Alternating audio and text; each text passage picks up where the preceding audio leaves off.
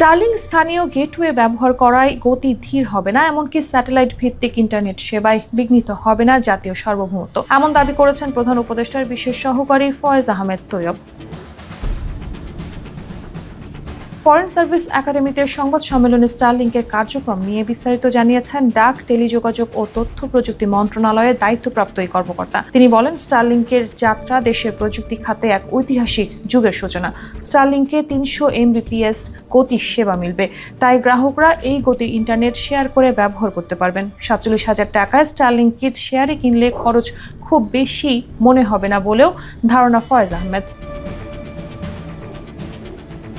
Starlink স্থানীয় gateway ব্যবহার করবে জানিয়ে তিনি বলেন, এতে দ্রুত গতির এই ইন্টারনেট সেবায় জাতীয় সার্বভৌমত্ব বিঘ্নিত হবে না। শ্রীলঙ্কা, ইন্দোনেশিয়ার চেয়েও বাংলাদেশের স্টারলিংক কম দামে সেবা দিচ্ছে বলে জানান প্রধান উপদেষ্টার বিশেষ সহকারী।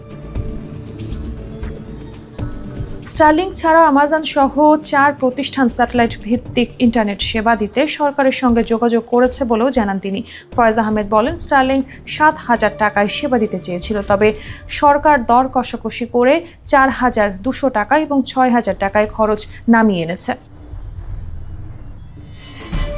স্টারলিংকে সেবা প্রদানের সুযোগ দেওয়ার ক্ষেত্রে সরকার তাড়াহুড়ো করেনি দাবি করে ফয়েজ আহমেদ বলেন, নিয়মকানুন অনুসরণ করেই সব প্রক্রিয়া সম্পন্ন করা হয়েছে। স্টারলিংকে প্রতিটি ডিভাইস প্রতিস্থাপনে সরকারকে $1 করে রাজস্ব দেবে।